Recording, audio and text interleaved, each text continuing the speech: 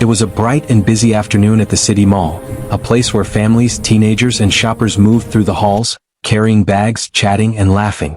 The mall was buzzing with life, stores filled with colorful displays, the smell of food from various eateries wafting through the air, and children running ahead of their parents, excited about toys or sweets. Among the crowd, a young black boy walked alongside his mother, his steps quick with excitement. Today was special for him because he rarely got to spend time with his mother during lunch hours. His mother, a dedicated FBI agent, had a busy schedule filled with investigations, meetings, and strict deadlines. Lunch together was a rare and precious moment. A small window in which they could enjoy a simple meal, share stories, and laugh like any other mother and son. The boy had been looking forward to this day for weeks. He imagined the small table in the food court, the warm smells of his favorite dishes, and the chance to sit across from his mother and talk about school, his friends, and little adventures in his life. To him, it was an ordinary outing, something many kids take for granted, but for him, it was extraordinary. He smiled as he thought about how proud he felt of his mother. People around them seemed unaware of the special nature of this meeting. To the casual observer, it was just another child and parent enjoying a day out. As they approached the food court, the boy noticed the chatter, the clinking of trays, and the occasional laughter that echoed through the mall. The atmosphere was lively but normal. Shoppers were walking past, some carrying bags filled with clothing, others holding fast food trays. He felt safe in the crowd, surrounded by the everyday normalcy of people enjoying their day. Nothing seemed unusual. The mall was a familiar place for him. He knew the layout, the escalators, the stores he liked, the benches in the corners, and the way the smell of popcorn from the cinema mixed with the scent of coffee from nearby cafes. It was a place that felt comforting, a place where nothing dangerous ever happened, or so he thought. Meanwhile, his mother was focused but happy, glancing at her son as he walked ahead slightly, his backpack bouncing with each step. She felt a warmth in her heart, knowing that despite her demanding job, she was able to share a normal moment with her child. She had to be alert as always, but today she allowed herself a small sense of freedom, enjoying a personal and family moment amidst her busy life. The boy ran ahead briefly, pointing at a new store window display, laughing at something that caught his eye. His mother called him back gently and he hurried over, smiling, eager to reach their table.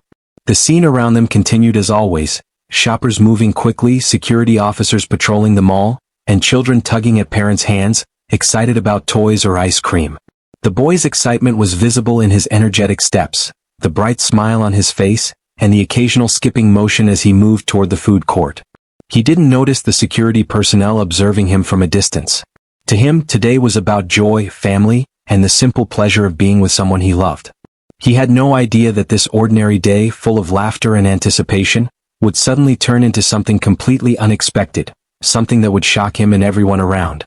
He looked forward to the meal not only because of the food but because of the chance to talk freely with his mother, ask questions about her work, and share stories about his day.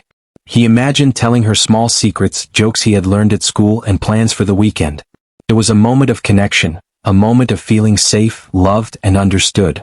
In his mind, the mall was just a normal place, a neutral space where nothing could go wrong. The bright lights, cheerful decorations, and friendly sounds created a comforting environment. What he didn't know was that the attention of a nearby officer would change everything. While the mall was usually a place of normal routine, on this day, the boy's ordinary excitement would collide with authority in a way he never expected. The scene, which began with innocence, joy, and anticipation, was about to take a surprising turn that would leave everyone stunned. For now, though, the boy and his mother moved toward their table, unaware of the tension that was about to unfold.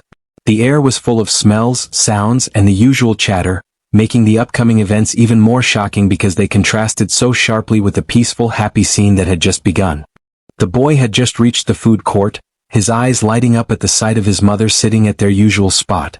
She waved at him with a warm smile, and for a moment, the world seemed perfectly normal. The smell of grilled chicken and fries filled the air, mixed with the faint sweetness of cinnamon from a nearby bakery. People moved around them, chatting, laughing, and enjoying their lunches, completely unaware of the tension that was about to surface. Out of nowhere, a uniformed officer appeared nearby, his eyes locking onto the boy with an intensity that felt strange, almost unnatural. To the boy, the officer looked like someone who had stepped out of a different reality, a world where ordinary children didn't belong. The boy slowed down, feeling a sudden tightness in his chest, a strange mix of curiosity and unease. He didn't understand why he was being watched so closely. Maybe it was his backpack or the way he walked, he couldn't tell, but something about this officer's gaze made him instinctively cautious. The officer moved closer, his steps deliberate and slow, as if testing the boy's reaction. He called out, addressing him in a tone that seemed light but carried an invisible weight. "Hey kid, come here for a second." "Just for fun," the officer said. The words were confusing. The boy blinked, unsure if he had heard correctly. For fun, he thought. He had never been singled out like this before, especially not in a crowded, public place. Everything felt off.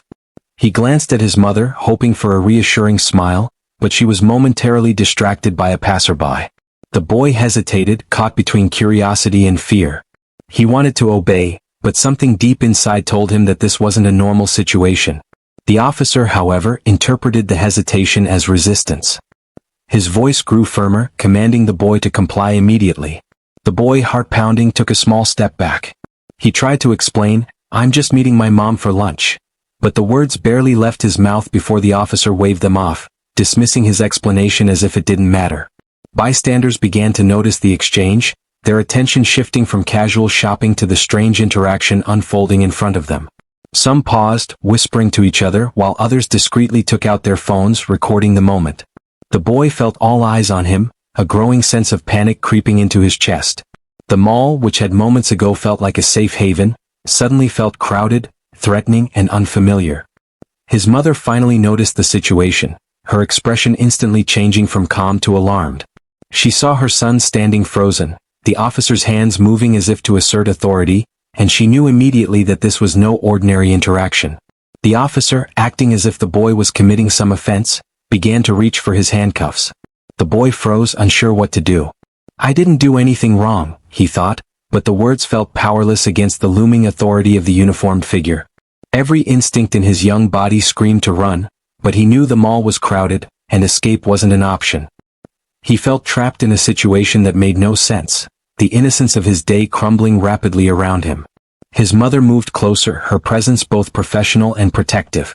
She tried to intervene verbally, explaining her son's situation and identifying herself as an FBI agent, hoping that her position would de-escalate the scenario. But the officer seemed unmoved, convinced that he was in control, convinced that what he was doing was justified. The tension thickened, the crowd around them sensing the seriousness of the confrontation. Phones were raised, whispers grew louder, and a sense of disbelief hung in the air. How could a child, merely going to meet his mother for lunch, be treated this way? In that moment, the ordinary day at the mall, the excited steps of a child, the casual bustle of shoppers, the comforting smells of food, was overshadowed by an unexpected confrontation that felt surreal. The boy, standing in the middle of the chaos, felt fear like never before, the fun and normalcy of his outing replaced by confusion, shock, and anxiety. Little did he know, this encounter would not just be a moment of personal fear, but an event that would ignite conversations about race, authority, and justice far beyond the walls of that busy food court.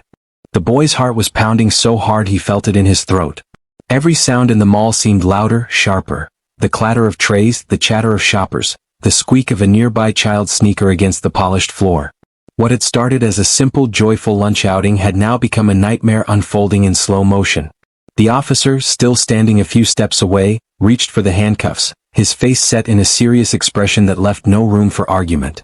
The boy froze completely, his small hands trembling at his sides. I'm just meeting my mom," he stammered, his voice barely audible above the hum of the crowd. But the officer's gaze never wavered. To the boy, it felt like the world had narrowed down to just him and the looming figure of authority, the once bright mall around him suddenly blurring into a confusing, threatening space. Bystanders began to notice the tension, pausing in their shopping, their eyes flicking between the boy and the officer. Whispers started spreading through the crowd like wildfire, some curious, some concerned, some angry. Phones began to appear in hands as people instinctively recorded the scene, capturing the unfolding drama. The boy's mother rushed forward, her professional demeanor blending with her maternal instinct. She identified herself immediately. "He's my son. I'm an FBI agent." Her voice was calm but firm, trying to assert both authority and reason in a situation that had quickly spiraled out of control. The officer, however, seemed unmoved by her words. Whether it was confusion, misjudgment, or an unshakable sense of control, he proceeded as if the explanation held no weight. The boy's eyes welled up with tears, not fully understanding why a simple lunch had turned into a public confrontation, why his mother's status couldn't protect him in this moment. The tension escalated further when the officer stepped closer, his hands moving toward the boy in preparation to cuff him. The boy instinctively backed away, nearly colliding with a nearby table. Shoppers gasped and some shouted, trying to intervene verbally, but the officer's authority seemed unshakable. "Calm down. He's not resisting," a witness yelled, but the words were swallowed by the intensity of the scene. Every second stretched endlessly, the normal rhythm of the mall replaced by fear, confusion, and disbelief.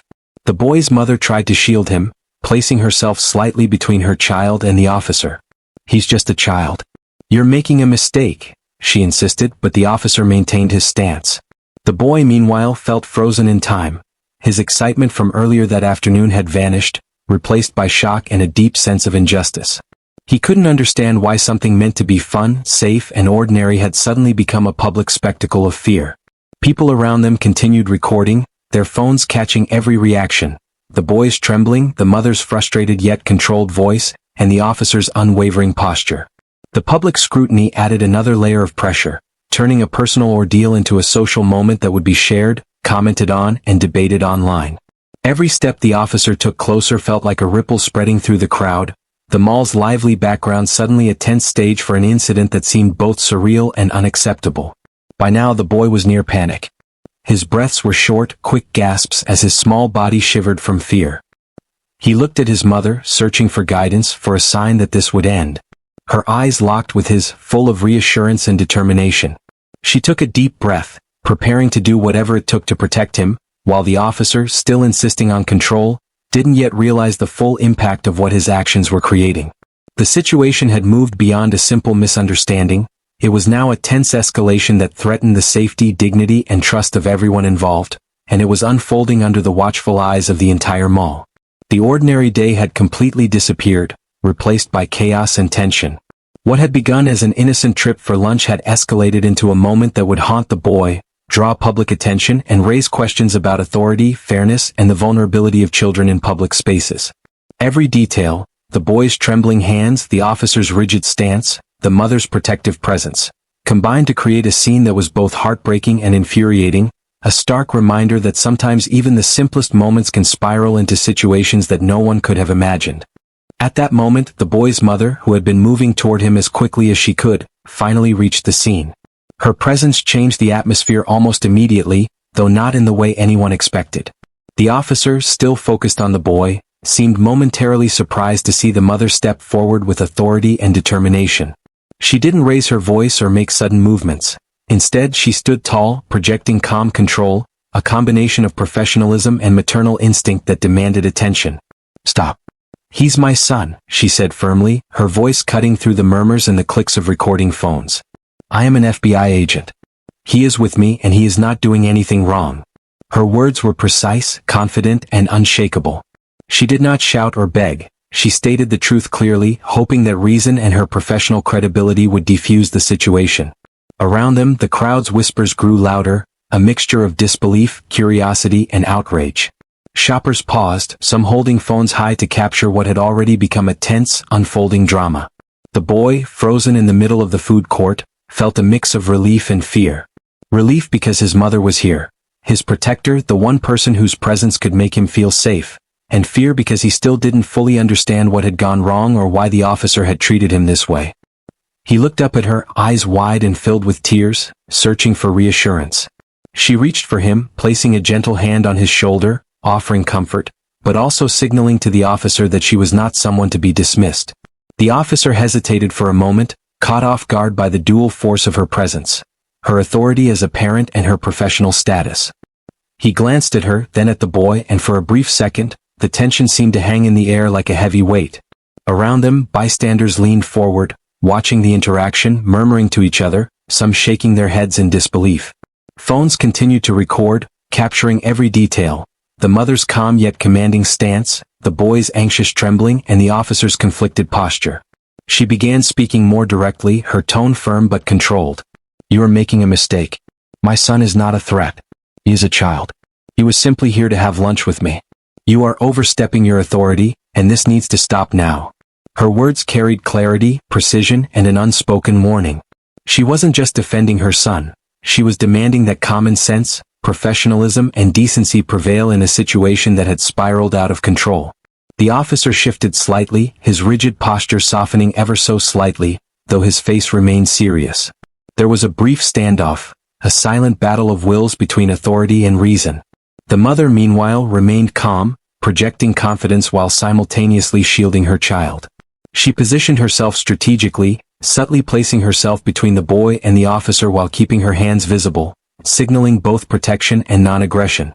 Every passerby could see the contrast. A small, frightened boy, a composed mother standing tall, and a uniformed officer struggling to maintain control of a situation that had clearly escalated far beyond the ordinary. Around them, the atmosphere was electric. Some witnesses whispered their support for the boy and his mother, others questioned why the officer had acted in the first place. Phones continued recording, ensuring that every reaction, every movement, and every word would soon be shared online. The mall's previously normal rhythm, the clatter of trays, the chatter of shoppers, the hum of music and escalators, was drowned out by the tension in this small corner of the food court. For the boy, seeing his mother's calm determination sparked a tiny flame of courage. He felt the first hints of hope in what had otherwise been a terrifying ordeal. Her presence reminded him that he was not alone, that someone who loved and protected him was now fully aware and taking control of the situation. The officer, facing the undeniable authority of a trained professional and mother combined, finally seemed to pause, reconsidering his next steps. This intervention was more than just a mother stepping in, it was the moment that shifted the balance.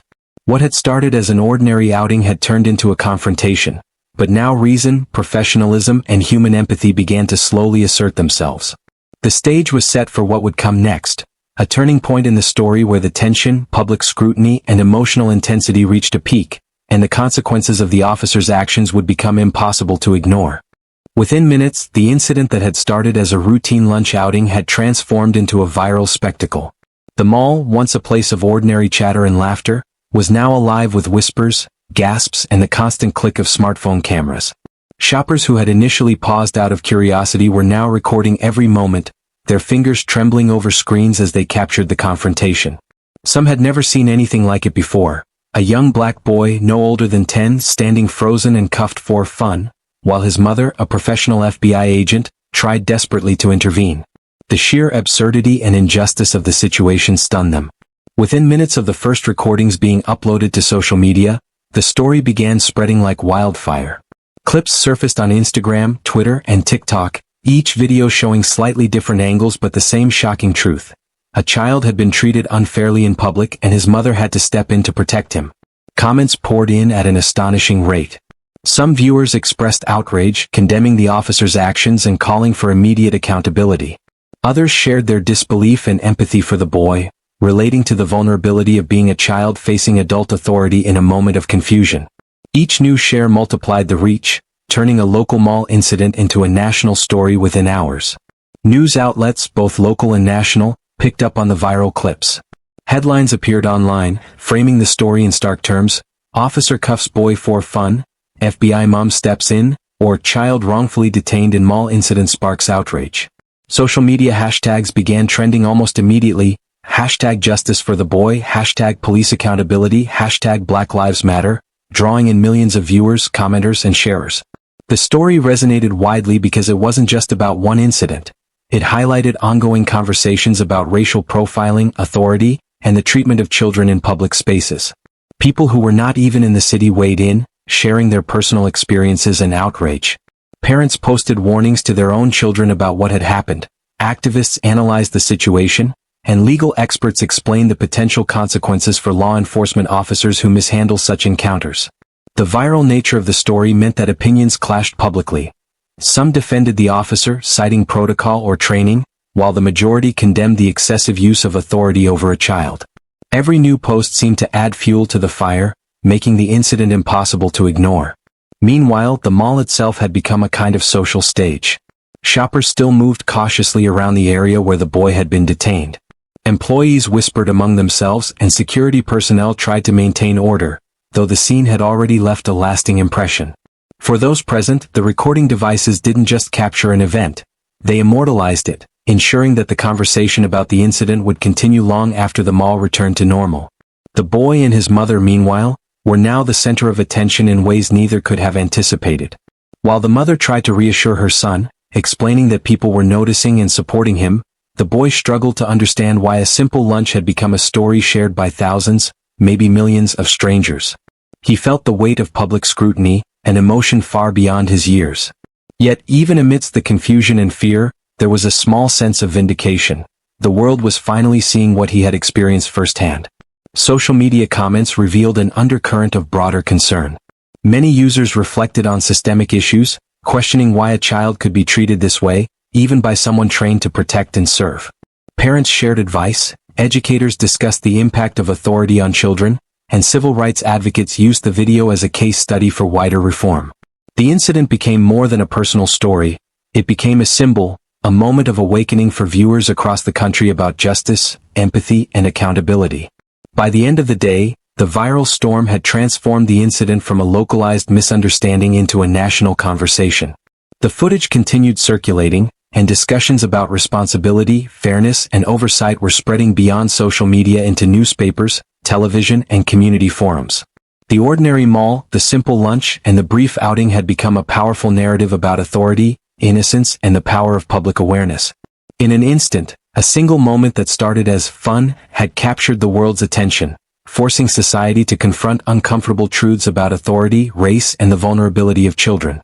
As the story of the mall incident spread across social media and news outlets, discussions quickly turned from shock and outrage to legal and ethical considerations. Experts, lawyers, and civil rights advocates began analyzing what had happened, questioning not just the officer's actions but the broader implications for law enforcement and public safety. The incident raised fundamental questions. Could an officer legally detain a child in a public place for what he called fun? Was there a violation of civil rights? And, perhaps most importantly, what protections exist for children who are confronted by authority figures in situations that are clearly unnecessary or abusive? Legal experts pointed out that detaining a child without just cause could constitute a serious abuse of authority. Even trained officers are expected to act with caution, judgment, and proportionality, particularly when interacting with minors. In this case, the boy was clearly unarmed, non-threatening, and simply present in a public space for a routine lunch with his mother. The officer's justification, vague and casual as fun, appeared insufficient by any legal or ethical standard.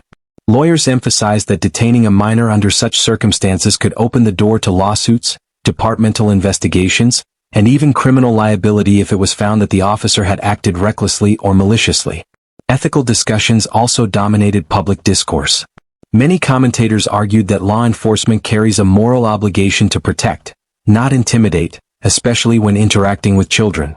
The incident highlighted a troubling lack of empathy, judgment, and awareness in handling young people. How could a routine situation, a child meeting his parent for lunch, escalate to handcuffs and public humiliation? Advocates insisted that officers undergo thorough training in child psychology, conflict de-escalation, and bias recognition to prevent such situations from occurring in the future. The ethical argument extended beyond legality, stressing the long-term psychological impact on children who experience public embarrassment and fear at the hands of authority. In addition, the case sparked debate about accountability within law enforcement. Many citizens questioned how the officer could justify his actions internally, and whether the department would conduct a transparent investigation. Public pressure grew, demanding answers, disciplinary action, or even policy reforms to prevent similar incidents. Social media campaigns and petitions began circulating, calling for oversight and clear standards on how officers should interact with children and the public at large. Beyond the immediate legal and ethical concerns, the incident prompted a broader societal reflection on race and authority. Civil rights activists noted that children of color are disproportionately affected by aggressive law enforcement, raising uncomfortable but necessary conversations about systemic bias. This was not just an isolated event. It was part of a larger pattern where minority children and families often experience heightened scrutiny, fear, and unfair treatment in public spaces. The mall incident became a powerful example, a case study illustrating why reforms and accountability are critical to building trust between communities and law enforcement. The mother's status as an FBI agent added another layer of complexity. While her professional authority may have influenced how the situation unfolded, it also highlighted a stark reality. Even children with parents in positions of power are not immune to overreach or wrongful treatment by those meant to protect them. If such an incident could happen to her son, what hope was there for countless other children who lacked such protection? This question fueled ethical debates, emphasizing that law enforcement's responsibility extends to all children, regardless of background or family connections. As legal teams prepared to review the case, and public outrage continued to grow, the incident also prompted discussions about preventative measures. Suggestions ranged from stricter policies on detaining minors, improved training on implicit bias, and clear disciplinary protocols, to public education campaigns that inform families and officers alike about rights, responsibilities, and proper conduct. In essence, the incident had transformed into a teachable moment, an opportunity for law enforcement, the public, and society at large to reflect on legal obligations, ethical responsibilities, and the moral duty to protect the most vulnerable. The mall incident, once a brief and shocking event, had now become a pivotal example of how law, ethics, and social accountability intersect. Lawyers debated the potential lawsuits, ethics boards reviewed standards of conduct, and citizens reflected on the long-term implications for community trust. Every element, the boy, the mother, the officer, and the public reaction, served as a lens through which larger societal issues could be examined. The legal and ethical considerations were no longer abstract ideas. They were tangible, urgent, and deeply personal, reminding everyone that the line between authority and abuse can be thin, but its consequences are always profound. The boy sat quietly at the edge of the food court, still trembling from the encounter. His small hands, once full of excitement and energy, now rested limply on the table, fingers intertwined as if trying to hold himself together. The bright colors of the mall, the banners, the neon signs, the cheerful advertisements, felt overwhelming, almost alien, in contrast to the fear and confusion swirling inside him. What had begun as a fun, ordinary lunch had transformed into an experience that shook him to his core. Every laugh he had imagined sharing with his mother, every small joy of ordering his favorite meal, seemed distant now, replaced by a lingering sense of vulnerability and distrust. His mother knelt beside him, her professional composure giving way to deep concern. She gently held his hands, her touch firm yet comforting, as if silently telling him that he was safe now. Her own heart ached, torn between her instincts as a parent and her experience as a federal agent trained to manage crises. Seeing her son in such fear, his wide eyes reflecting a mix of confusion, sadness, and helplessness, brought a new level of intensity to her protective instincts. She whispered reassurances, telling him that he had done nothing wrong, that the world sometimes misunderstands innocence, and that she would always protect him. But even with her presence, the emotional weight of the incident lingered, leaving invisible marks on both of them.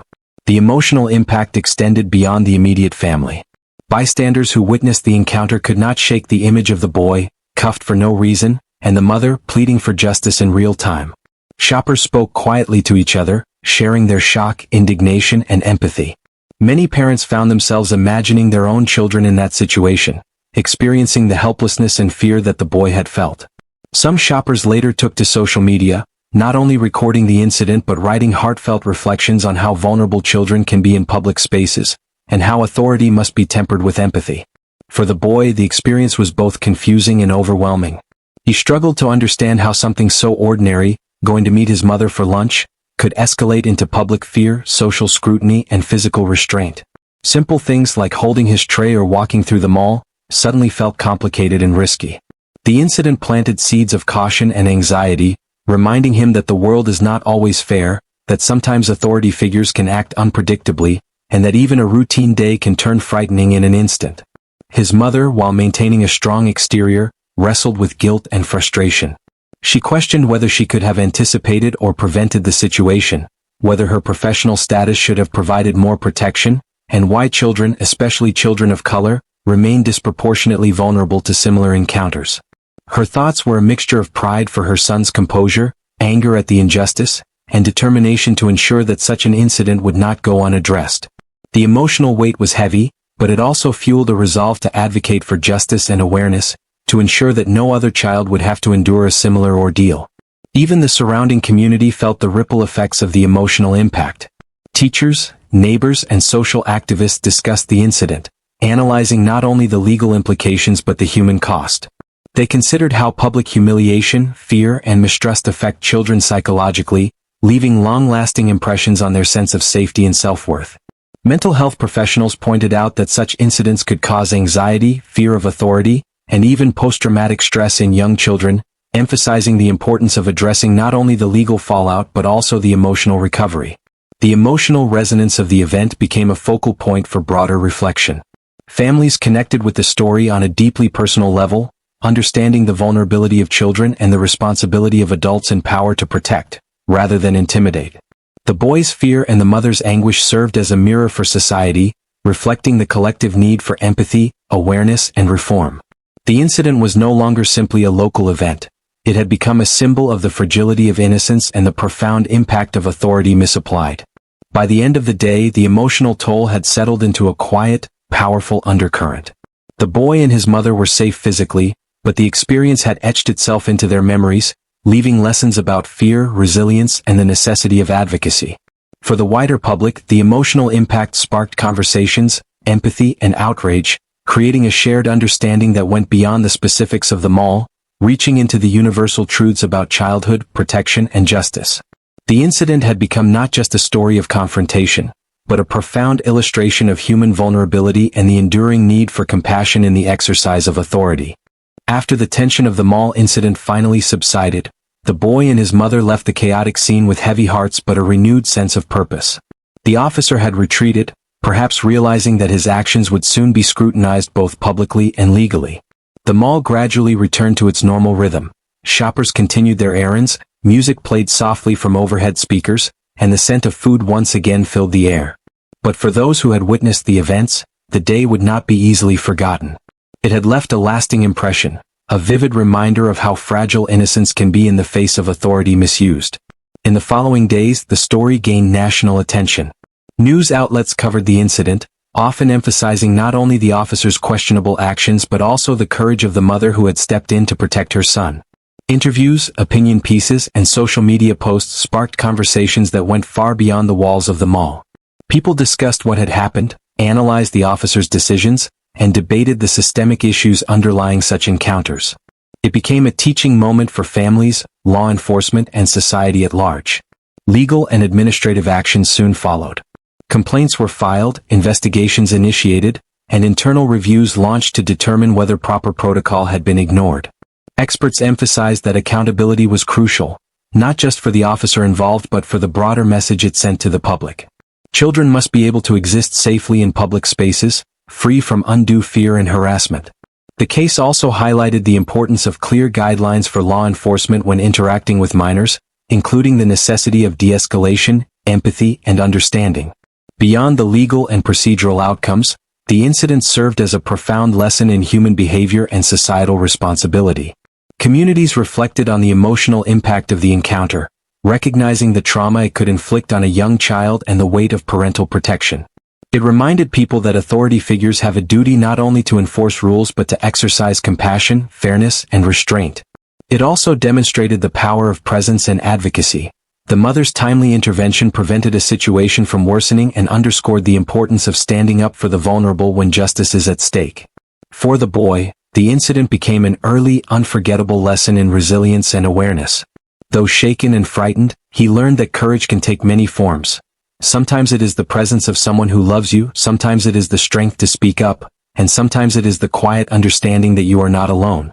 His mother's example reinforced the idea that protecting what is right often requires calm determination and a willingness to challenge authority when it acts unjustly.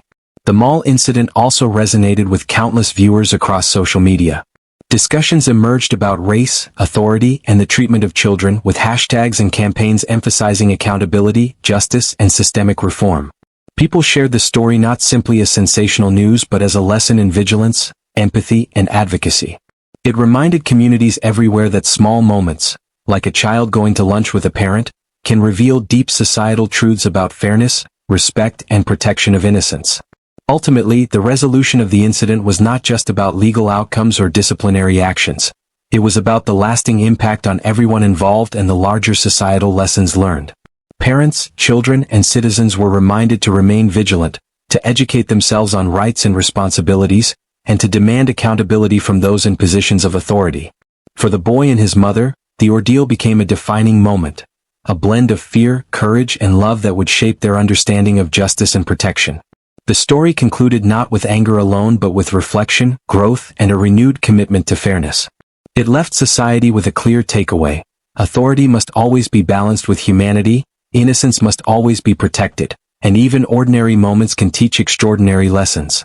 The mall, once a backdrop for a simple lunch, had become a stage for awareness, advocacy, and change.